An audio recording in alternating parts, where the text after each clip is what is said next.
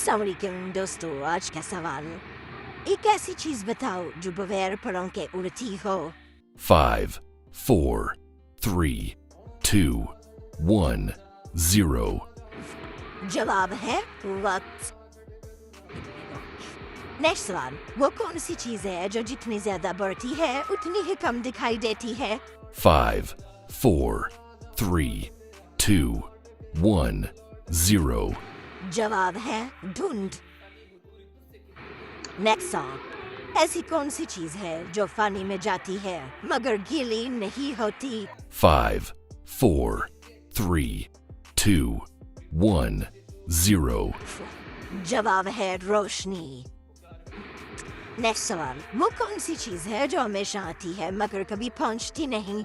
5, 4, 3, 2, 1, 0. जवाब है कल।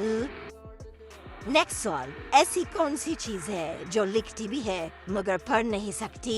5, 4, 3, 2, 1, 0. जवाब है कलम। नेक्स्ट सवाल, वो कौन सी चीज है जो सर्दी में भी पिघल जाती है। 5, 4, 3, 2, 1, 0. जवाब मोमबत्ती।